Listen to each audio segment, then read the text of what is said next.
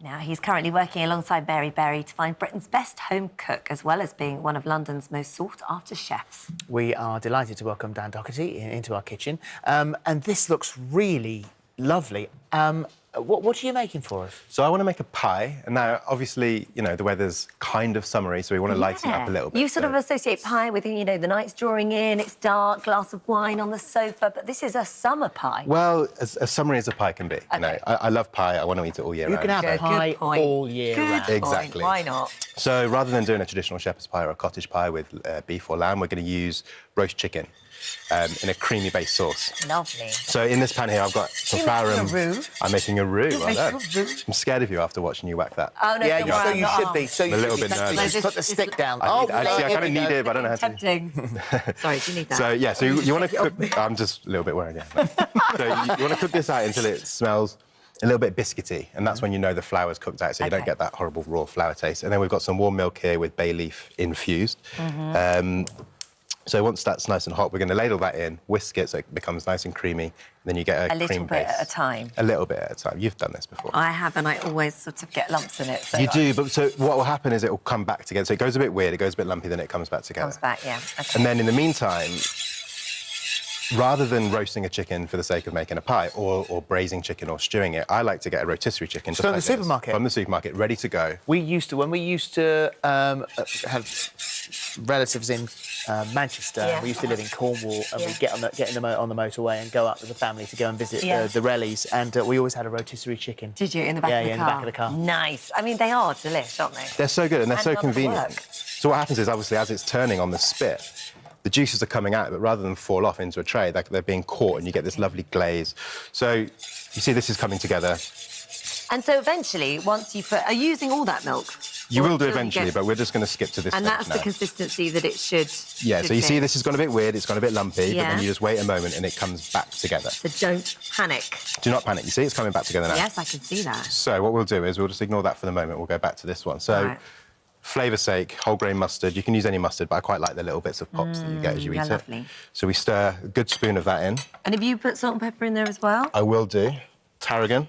Again, another patient. summery, Sorry, I another thought I summery saw herb it that looked just like it. really kind of, you know, lightens everything up. So we stir that in. So that's your base sauce. That's the most time-consuming, other than making the mash.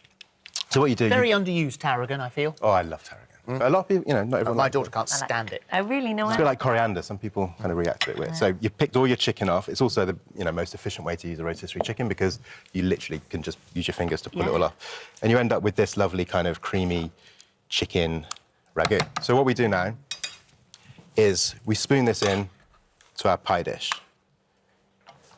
That's so sweet, having little individual...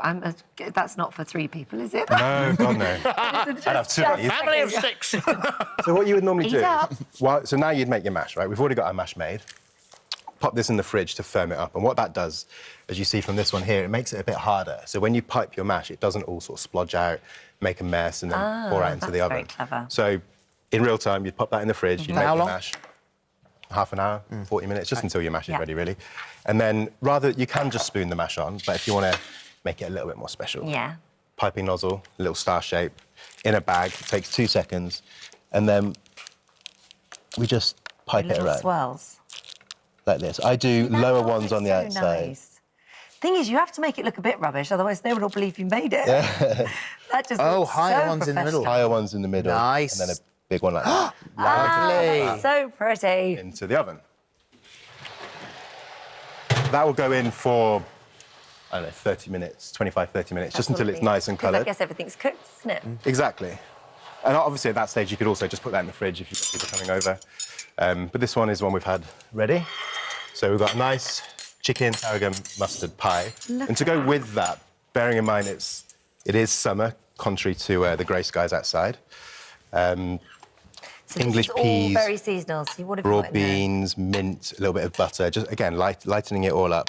You don't, in wintertime, shepherd's pie with roasted swede and turnips and all that sort of stuff is brilliant. But When did you start? Whereabouts does your food love come from?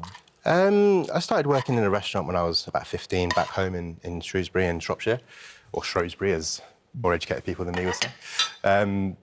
And then, yeah, just fell in love with cooking and, you know, started off washing up. And then one thing leads to another. You start helping out and you either run away or you fall in love with it. And I moved to London at 16 and was very lucky to have an apprenticeship in a very good restaurant. And as far as the series is concerned, are you enjoying that?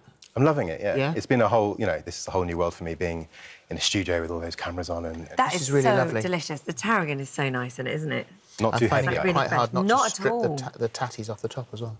What, just They're the to best eat all bits, of the that? crunchy bits on top. No, I know, that crunchy bit. You're that That's annoying delicious. person, aren't you, at the dinner table that nicks them all. Like the bit on the edge of a lasagna. Well, it's when if you come round to our house and we're doing roast chicken, and the chicken comes over, by the time it's come from the oven and got onto the table to be carved, half of the skin's gone off the top. I was that Steph says kid. they've been in again.